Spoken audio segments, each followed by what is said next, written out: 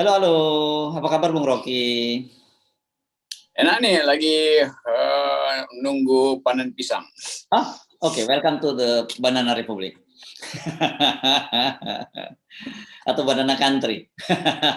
Ya, itu lagi rame. Ya, istilah Banana Republik dulu buat menyebut negara-negara Amerika Latin yang ya suka dilecehkan istilah itu. Tapi sekarang kita berupaya untuk memperbaiki istilah Banana Republic. Karena ada orang yang akhirnya butuh Banana Republic. Oke.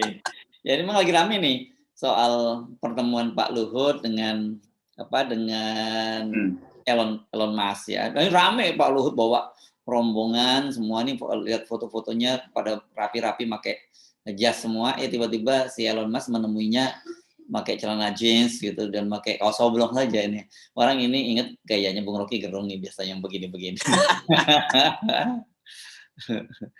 Ya, banyak orang yang antusias tuh dan merasa bahwa ada sesuatu yang akan diperoleh oleh Indonesia. Tapi ya seringkali kita mesti hati-hati membaca bahasa tubuh orang gitu. Dan saya baca teks di Twitter dari Tesla resmi, dia sebut ya memang bertemu, tapi to discuss apa disebut potential on nickel deal segala macam gitu.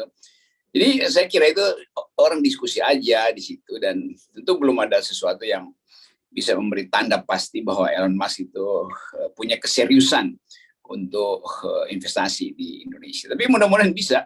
Namun tetap kita mesti anggap bahwa itu adalah bahkan mungkin belum MOU, karena dipakai istilah mendiskusikan hal yang potensial. Kira-kira begitu ya, potensial ya potensial aja, belum manifest. Dan saya takutnya ini bukan error in persona ya, error personanya betul ini Pak Luhut. Soalnya mereka kelihatannya salah menilai, dikira Perdana Menteri Indonesia gitu loh, Bung Rocky. Itu kan muncul di yang itu yang lagi rame tuh sekarang di status Twitternya Tesla. Ini akhirnya tentu akan ada semacam bisnis intelijen untuk mengetahui apa sebetulnya kedudukan Pak Luhut, dan Tesla tentu dengan gembira berupaya untuk memberitahu bahwa ya memang ada potensi, tapi kita lihat dulu ya Anda itu dalam posisi apa, dan dalam politik Indonesia kedudukan Anda itu cukup bonafide atau sekedar sebagai pengusaha yang datang ke situ. Itu yang saya kira mesti dibaca secara hati-hati, karena Amerika punya semacam sistem untuk memantau hubungan antara bisnis dan politik. Dan tentu Pak Luhut tetap dipantau oleh para pebisnis Amerika, karena ada kasus di Papua melalui perselisihan dengan Haris Azhar. Dan Papua kita tahu itu semacam mungkin secara sinis kita katakan pertaruhan Amerika juga di Indo-Pasifik tuh, dan soal-soal begituan pasti masuk dalam radar bisnis Tesla tuh. Kan dalam upaya untuk konsolidasi Indo-Pasifik, tentu Papua itu tidak mungkin diabaikan oleh Amerika, dan potensi Papua mengalami semacam dispute dengan Indonesia itu juga dipantau oleh Indonesia. Nah, faktor Pak Luhut di situ juga dengan sendirinya dipantau oleh diplomat-diplomat di sekitar Indo-Pasifik. Jadi nama Pak Luhut pasti akan dievaluasi oleh Tesla. Tentu Tesla, Elon Musk nggak tahu secara sempurna, tapi karena ini investasi yang menyangkut keamanan industri dari Tesla di bidang mobil listrik atau nikel, pasti akan ada yang disebut studi mendalam tentang kedudukan Pak Luhut. Walaupun Pak Luhut tentu mewakili Indonesia, tetapi sekali lagi di bisnis di Asia Pasifik itu selalu akan dilihat oleh Amerika juga dalam upaya untuk konsolidasi politik itu kira-kira. Karena ada ketegangan antara Amerika dan Cina, Amerika dan Rusia. Jadi harus lihat dalam paket itu. Lain kalau kita dalam keadaan normal, global politik lagi turbulen, maka kehati-hatian pasti masuk dalam radar Tesla. Ya, makanya itu jadi pertanyaan serius gitu. Mereka ini cuma bercanda nyebut Pak Luhut Perdana Menteri gitu karena suka membaca status Twitternya dari netizen Indonesia. Atau dia benar-benar salah atau gini, ada kesimpulannya dia nggak terlampau ngerti urusan dengan siapa gitu. Itu kan itu berbahaya juga dari sisi bisnis seperti itu. Justru itu kita menduga kalau itu tidak mengerti artinya belum ada keseriusan kan, mestinya betul supaya tidak error in persona, maka Tesla ingin tahu siapa Pak Luhut. Kalau itu semacam sinisme, itu juga berbahaya karena diolok-olok oleh luar negeri. Wah, ini kita lagi ketemu dengan orang yang jabatannya banyak betul, dan karena jabatannya banyak yang nggak dianggap sebagai Perdana Menteri. Agak ajaib kalau Tesla nggak tahu bahwa Indonesia itu sistemnya presidensial. Jadi soal-soal semacam itu yang berbalik menjadi mungkin di kalangan diplomatik saling kirim WA sekarang itu, Pak Luhut ini loh jabatannya tuh, dan Amerika kemudian kasih sinyal pada Tesla bahwa hati-hati, kira-kira begitu, karena ini dunia di mana bisnis itu akan terkait dengan dictation on human rights itu. Jadi baru-baru ini, baru seminggu lalu Amerika mengevaluasi Indonesia, terutama Papua yang laporannya detail. Nah di dalamnya pasti ada soal Pak Luhut tuh, karena laporan dari Haris adalah soal juga menyangkut isu asasi manusia, di mana Pak Luhut ada di dalamnya di dalam soal Papua. Jadi kita mesti baca itu secara lebih mendalam dan lebih lebar sebetulnya. Karena itu foto yang beredar kan itu foto yang dimuat oleh timnya Pak Luhut, bukan Tesla yang muat, itu juga agak ajaib. Dan kita sur sendiri kalau kata orang Medan, sor sendiri kau, kira-kira gitu. Ya. Oke. Karena apa? Karena menurut saya bagaimanapun juga Tesla ini adalah perusahaan terbesar di dunia. Orangnya Elon Musk ini orang terkaya di dunia gitu. Dan nggak mungkin ini akunnya akun official. Masa kemudian yang salah? Oh, kalau di Indonesia gampang sekali bilang, oh itu adminnya yang salah gitu. Apalagi kalau ini kan soal profesionalisme sebuah perusahaan terbesar di dunia gitu. Ya, saya pernah pelajari yang disebut beberapa tahun lalu soal etik di dalam korporasi Amerika itu, yang bahkan dibuat oleh PBB satu aturan bahwa perusahaan-perusahaan besar itu jangan terlibat di dalam bisnis dengan negara-negara atau tokoh-tokoh yang punya problem dengan human rights itu. Namanya apa? Global Compact itu. Itu semacam fakta etis untuk perusahaan-perusahaan ekstraktif terutama, supaya menghormati human rights. Nah, dimensi ini masih dipegang oleh perusahaan-perusahaan Amerika, terutama yang beroperasi di negara-negara yang potensial merusak lingkungan atau macam-macam lah itu. Jadi saya kira Global Compact ini yang diinisiasi oleh PBB masih berlaku. Jadi hati-hati karena akan ada audit human rights, audit lingkungan, itu semua itu ada di dalam sistem etis investasi perusahaan-perusahaan Amerika itu. Kita cuma ingin menerangkan keadaan yang kita tahu di papers ya. Kita nggak mau campuri niat baik dari Pak Luhut untuk dapat investasi, itu lain lagi itu. Ya. Niat baik itu selalu dihitung berdasarkan kemasukakalan satu investasi oleh perusahaan Amerika yang terikat dalam fakta Global Compact.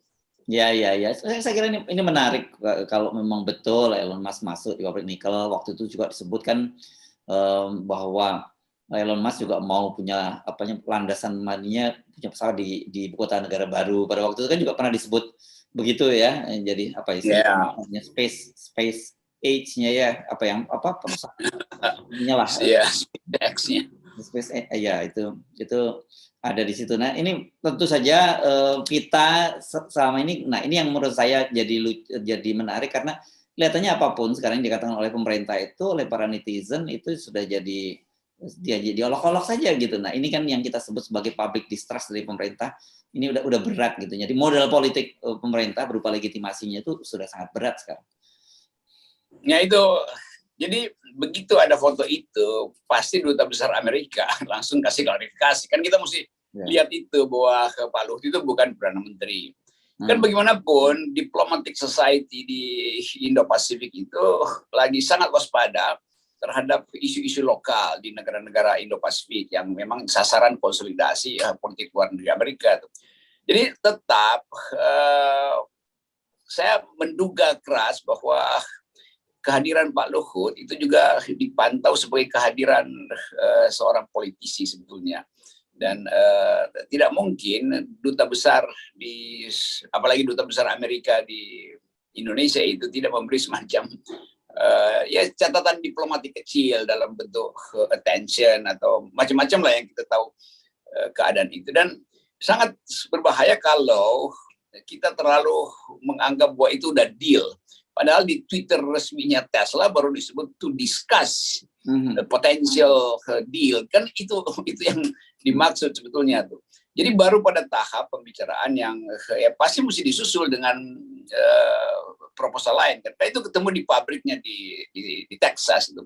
Dan kita nggak tahu apa sebetulnya posisi Elon Musk waktu itu sehingga harus terima pakai kaos oblong, dan di kiri kanannya ada pasti penasihat ekonomi atau financial advisor-nya yang masih muda-muda. Tapi kita anggap aja bahwa Pak Luhut berupaya memang, tapi dunia bahkan di Indonesia justru kok sinis ya, itu jadi ada soal kan. Kan mestinya kita bangga bahwa Pak Luhut bertemu dengan investor besar. Tapi kenapa kita sinis? Nah, itu juga pertanyaan tuh. Jangan-jangan memang seluruh kebijakan negara yang siapapun yang diutus untuk mewakili Indonesia itu akan disiniskan oleh masyarakat Indonesia sendiri. Kan itu bahayanya. Jadi nggak ada dukungan moral sebetulnya pada pemerintah untuk memulai langkah baru mencari investor. Ini soal yang agak aneh, dan itu hanya menandakan bahwa bagi Amerika ya kalau penduduk Indonesia sendiri sini bagaimana kita merasa nyaman untuk investasi di Indonesia. Kira-kira begitu psikologi yang lagi dibahas mungkin dalam hari-hari ini, dibahas di ruang yang sama di Texas oleh Elon Musk dan beberapa penasihat keamanannya. Ya, oke. Keamanan bisnis. Ya, sekarang kita balik ke presiden. Kalau ini presiden sesungguhnya ya, Pak Jokowi gitu ya. Ini kan publik lagi heboh ini soal kemarin Pak Jokowi kan menyebut larangan bahan baku minyak goreng dan minyak goreng. Semua orang kemudian menafsirkan, media, bahkan dunia industri sendiri juga menafsirkan itu adalah larangan CPO gitu. Tapi kemudian ternyata, dan orang kemudian bertanya, benar enggak nih larangan ini? Dan berapa lama dibatalkan ini? Ternyata ini malah belum dilaksanakan, sudah dibatalkan dalam tanda petik, karena kata sudah diralat bahwa ini bukan larangan CPO, tapi ada produk turunan lainnya yang disebut sebagai apa tadi, RBD, palm oil atau apa gitulah. Saya juga nggak begitu, ini sangat teknis lah gitu. Tapi satu jelas yang bahwa ini menimbulkan kehebohan, tapi ternyata nggak seperti itu yang dimaksud. Saya jadi bingung sendiri dan banyak orang juga bingung juga. Ini buktinya karena Pak Jokowi sebagai presiden bereaksi terlalu cepat, dan pasti nggak ada konsultasi dengan pejabat-pejabat teknis. Nah, itu yang dimanfaatkan justru oleh menteri, oleh para dirijen untuk mengevaluasi Pak Jokowi kan. Lain kalau Pak Jokowi secara spesifik mengatakan itu, maka orang anggap bahwa Pak Jokowi memang paham keadaan. Jadi reaksi yang kacau ini menyebabkan orang juga mengaku berarti Pak Jokowi dari awal nggak tahu dong apa sebetulnya urusan inti dari CPO ini. Dan itu yang terus-menerus dipantau juga oleh investor asing, bahwa berbisnis Indonesia itu nggak jelas. Itu presiden minta A, ya menterinya bilang B, dirjanya usul C, maka yang diambil adalah D. Kan kacaunya begitu. Dan publik dari awal tahu bahwa ini bakal blunder lagi nih, karena udah ada peristiwa sebelumnya soal batubara. Tapi yang jelas presiden tuh nggak punya kapasitas untuk mengatakan pada dunia internasional saya ada pengambil keputusan. Kan jadinya presiden ya diolo-olo aja. Loh, bagaimana Anda bilang sesuatu dan menteri Anda sebetulnya yang harusnya mengikuti Anda, ternyata mengikuti kepentingan bisnis internasional. Nah, kacaunya Pak Jokowi juga nggak ngerti bahwa nggak mungkin satu mekanisme internasional itu diintervensi secara sepihak melalui perintah presiden. Dan itu mengundang kegemparan dunia, dan Indonesia bisa diseret dalam tribunal perdagangan atau WTO minimal. Jadi hal-hal begini yang menunjukkan bahwa orkestrasi itu tidak dipimpin oleh seorang konduktor, dan presiden bukan lagi konduktor. Jadi ya ini masalah simpel sebetulnya, dan kita udah tahu dari awal bahwa ini 2 hari lagi nih pasti ngaco. Jadi begitulah keadaan di istana. Ya, jadi apa yang bisa kita simpulkan sementara ini? Sebenarnya eh, para menteri, terus para dirjen dan sebagainya, rekomendasinya berbeda dengan apa yang dipikirkan oleh Pak Jokowi, dan Pak Jokowi punya agenda sendiri. Jadi kelihatan sekali bahwa memang pernyataan Pak Jokowi kemarin itu pernyataan politik, bukan pernyataan ekonomi gitu. Iya, ya itu pernyataan politik seolah-olah nasionalisme kan yang mau diterangkan begituan kan. Kami mampu untuk mengeluarkan instruksi untuk mengatur pasar, mendikte pasar. Ya pasarnya bereaksi. Nah reaksi pasar itu yang dihitung oleh menteri-menteri teknis. Karena menteri teknis ini bahkan dirjanya tahu apa akibatnya kalau itu dijalankan. Ini semacam dokter yang kasih obat generik, lalu apotekernya tulis kasih obat yang sama generiknya, tapi fungsinya lain gitu. Lalu kaget, oh dikasih obat ini. Ya memang begitu, Om. Presidennya cuma kasih sinyal generiknya tuh. Nah ini soal kita dalam beda dengan zaman Pak Harto, secara teknokratik diputuskan di sidang kabinet, maka seluruhnya selesai itu satu paket. Demikian juga zaman Pak SBY juga begitu. Jadi nggak mungkin presiden itu dipermalukan. Ini kan artinya Pak Jokowi dipermalukan karena dia apalagi kalau bukan disebut mbalelo, menterinya kok mbalelo, bahkan dirjanya memberi usulan yang presiden mungkin kaget-kaget kok lainnya yang dia bayangkan. Nah, sekarang presiden mungkin akan baca di koran, loh saya minta A kenapa dibikin B? Atau memang presiden nggak ngerti, jadi dia bilang nggak ada bedanya ABCD itu.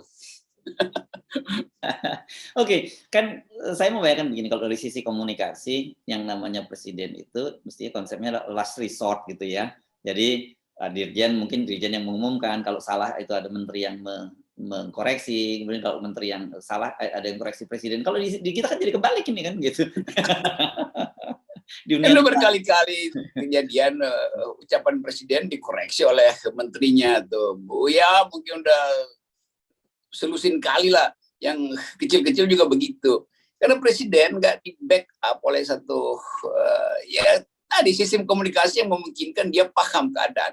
Lain kalau presiden mengerti betul apa disebut bisnis CPO dan dia tahu hal-hal teknis itu dari laporan Kementerian Teknis, Dirjen Perkebunan kayak brief presiden tuh, Dirjen Perdagangan Luar Negeri. Tapi karena presiden terdesak dengan opini publik dan dia ingin menyelamatkan reputasinya, maka dia bereaksi lebih dulu dan lebih besar dan lebih salah gitu kan.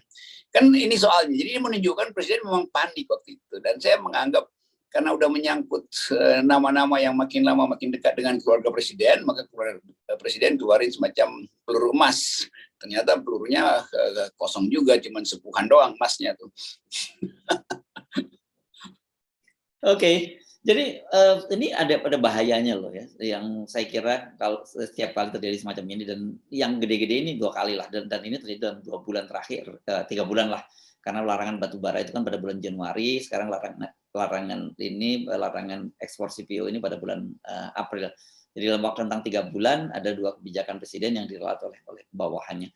Ini bahayanya kan nanti kalau ada yang serius sekali jabatan kebijakan presiden dan kemudian orang semua terlanjur nggak percaya, ini kan bahaya, Bung Rocky. Saya selalu mengingatkan begini nih, dulu waktu kita kecil kita kan pernah diceritain tentang anak gembala gitu dengan serigala. Yang anak gembala ini suka ngerjain orang kampung, setiap kali dia teriak-teriak ada serigala orang berdatangan, ternyata nggak ada serigalanya. Nah berkali-kali begitu. Nah suatu kali tiba-tiba betul-betul ada serigala dan ketika dia teriak-teriak orang kampung nggak percaya. Ya, akhirnya bukan hanya gembalanya yang diterkam, tapi dia sendiri juga diterkam oleh serigala. Ini kan bahaya nih Bung Rudi. Itu yang menyebabkan mahasiswa sampai sekarang nggak percaya bahwa 3 periode itu udah selesai, dan tetap aja juru bicara presiden nggak mungkin. Jadi semua kebijakan presiden yang berlandaskan pada kepercayaan publik itu udah hilang. Tentu publik nggak ingin ada serigala yang merekam dia, tapi serigala di sekitarnya juga bersiap-siap untuk menguji mentalnya presiden ke depan. Nah serigala-serigala ini yang kita sebut sebagai oligarki, lalu memanfaatkan instabilitas batin dari Pak Jokowi. Ini bahayanya tuh. Jadi sekali lagi, seseorang itu kalau udah dikasih plakat oleh BEM UI sebagai King of of lip service itu sebelum dicabut orang akan menganggap memang wataknya adalah king of lip service. Dan dalam soal-soal semacam ini bangsa ini diuji kematangannya melalui ucapan presiden dan bahasa tubuh presiden. Kan kita lihat bagaimana presiden kusut wajahnya waktu menguraikan soal CPO itu tuh. Dan itu sangat mungkin dalam bayangan presiden CPO ini akan menyeret nama-nama yang ada di meja makan presiden semalam sebelumnya. Kira-kira begitu kan. Kalau kita bikin analisis psikopolitik ya begitulah. Tapi itu udah terjadi dan betul tadi orang menunggu lagi apalagi kejadian yang sama dengan soal minyak sawit dan batu bara ini. Jadi sekuensis kebijakan itu tidak akan lagi didengar orang. Dan itu sinyal buruk bagi Indonesia di mata internasional. Para investor asing juga mungkin nggak punya lagi cara untuk melobi Indonesia karena menganggap di mana kita dapat kepastian kalau dalam 2 hari kebijakannya diputuskan di tingkat atas dibatalkan di tingkat bawah kan ajaib. Iya. Oke. Tapi gini, saya kira saya perlu mengingatkan Anda juga dan juga para viewer jangan terlalu khawatir gitu karena kalau saya baca-baca di media sosial orang juga nggak nganggap serius kok waktu Presiden Jokowi mengumumkan itu gitu. Cuman yang kasihan petani-petani di daerah karena harga tandan buah segarnya sawit itu jatuh sangat tinggi gitu. Jatuh ya. Iya itu yang jadi dampaknya itu yang saya kira kasihan. Tapi sementara kalau netizen hanya ketawa-ketawa gitu, makan kan seperti saya sebut kemarin jadi bahan taruhan kan. Ini berapa lama akan bertahan? Ternyata salah semua. Pada waktu bertaruh banyak orang yang udahlah nggak usah bertaruh udah pasti menang gue dah. Jadi begitu keadaan kita hari ini dan ya udah sekarang kita mungkin lagi bersiap-siap karena menjelang libur panjang. Ya orang melupakan sejenak kekacauan di istana lalu balik ke desa dan sampai di desa juga kerabat di desa nunggu hadiah lebaran ternyata nggak dapat hadiah lebaran. Ini juga membuat bangsa ini lebaran yang agak miris sebetulnya karena daya beli turun, pendapatan masyarakat terpuruk. Namanya kemarin riset Kompas itu menunjukkan bahwa kan yang diterangkan 85 juta orang akan mudik. Dan Kompas bilang 7 dari 10 orang yang mudik itu pasti nggak bakal bawa oleh-oleh. Jadi kira-kira ada 60 juta orang yang mudik tanpa bawa oleh-oleh. Kalau kita pakai logika Kompas ya. Nah ini, jadi kita berharap aja bahwa orang balik nggak perlu bawa oleh-oleh, tapi pergi untuk menyembuhkan lagi batin yang risau di ibu kota. Nah, kalau balik ke ibu kota dalam keadaan masih kacau juga, potensi ketidakstabilan politik akan berlanjut. Dan orang-orang yang biasanya pulang itu kan bawa ke Jakarta dengan 2-3 orang tambahan kan, dan itu akan membuat tekanan publik lagi di Jakarta. Tapi semua itu kita hanya bisa tempatkan di dalam cara kita melihat bahwa bangsa ini memang membutuhkan percepatan perubahan politik. Kira-kira itu selalu sinyalnya. Ya, dan dijamin bahwa kalau Lebaran kali ini Anda pulang itu ibu kota masih tetap di Jakarta.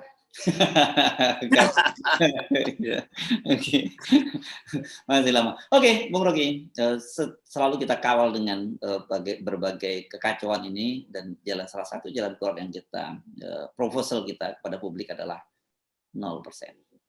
Dimanapun ibu kota berada, 0% tetap ibu kota politik. Oke.